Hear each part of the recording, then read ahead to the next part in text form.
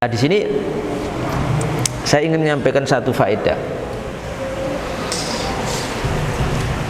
Pendapat pribadi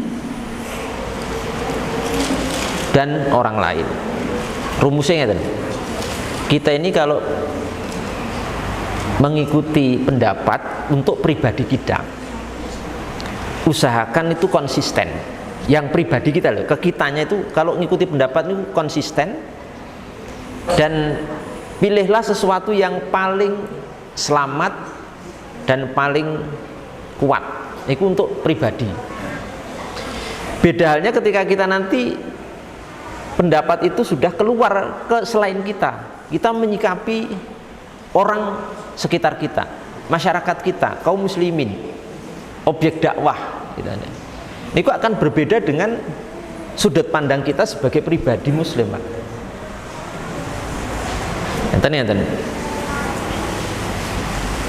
Contoh lain ya, bukan tasyahud. Contoh misalkan masalah kenajisan kotoran hewan.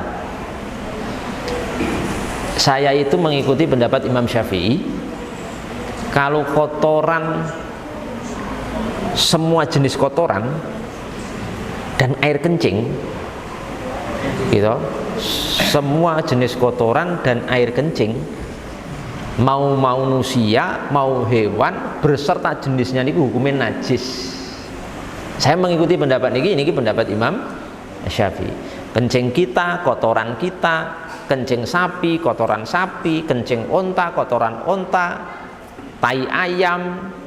Nah, ayam tidak berkencing gitu. Mboten nguyuh, ayamnya mboten nguyuh gitu. Atau mungkin kambing, kotoran kambing, air kencing kambing, kotoran burung, kotoran cicak, itu semua itu najis.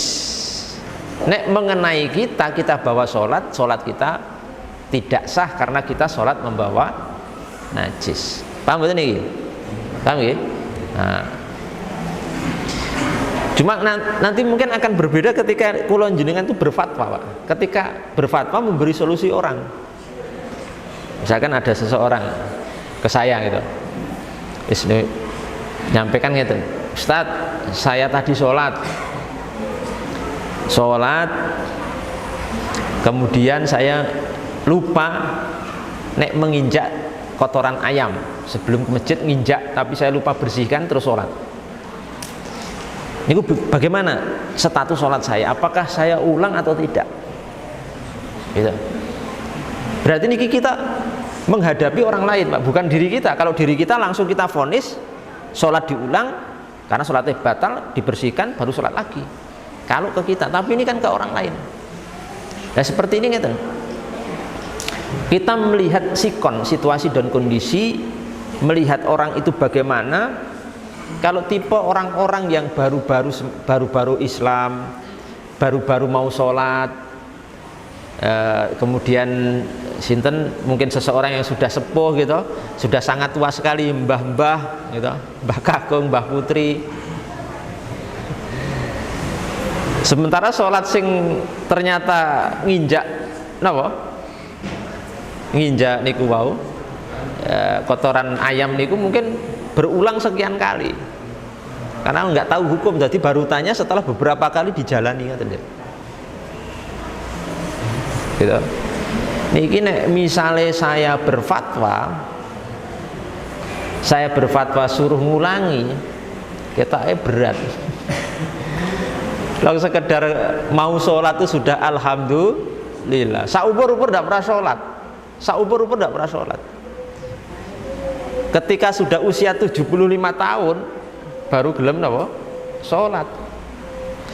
Pas sholat ternyata ada problem, dia nginjak kotoran ayam, sholat tidak paham hukumnya, baru tanya setelah terjadi beberapa kali. Ini tak fatwakan, Mbah atau Pak, diulang sholatnya tidak sah. Berapa kali? Jenengan berapa ngelakuin seperti itu? Misalkan ya 5 kali. Maghrib isya subuh zuhur asar diulang. Nah seperti ini apa? Seperti ini maka metode saya itu mengambil yang paling mudah untuk orang itu. Nah, untuk saya sendiri otomatis langsung saya ulang karena ilmu saya seperti itu, saya mengikuti pendapat seperti itu. Dan kalau mentasdid itu istilahnya itu untuk memperketat hukum itu ke diri, tapi kalau ke orang lain dilonggarkan. Maka kalau tadi ada seorang yang membawa najis kotoran ayam ketika sholat, saya akan permudah orang itu sebagaimana merealisasikan hadis Nabi Muhammad SAW. Dalam sebuah hadis Nabi bersabda apa? Khairuddin aisaruhu, sebaik-baik agama itu yang paling mudah. Maka saya fatwakan untuk si fulan ini, ya sudah, sholatnya sah tapi jangan diulang. Sholatnya sah, jangan diulang, mengikuti pendapat ulama yang berpendapat bahwa kotoran ayam itu suci. Walaupun ini pendapat minoritas sih, karena ayam termasuk hewan yang masih dimakan dagingnya. Ini kok ada yang berpendapat suci. Tapi ketika saya fatwa seperti ini bukan membenarkan itu ya, cuma untuk meringankan si orang itu, karena nanti kalau saya fatwa kan suruh mengulang berat sekali, Pak.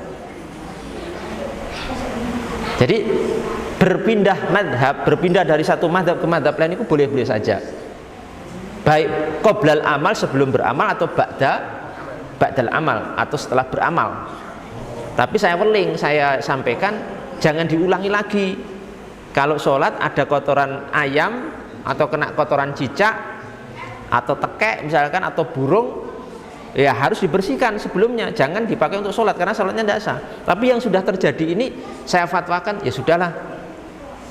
Masa sudah itu paling tidak ada yang berpendapat masih boleh, karena ayam itu termasuk hewan yang dimakan dagingnya, maka kotorannya itu sebagian ulama ada yang menyatakan suci, sebagian ulama ya, sebagian kecil ulama. Tapi kita supaya gampang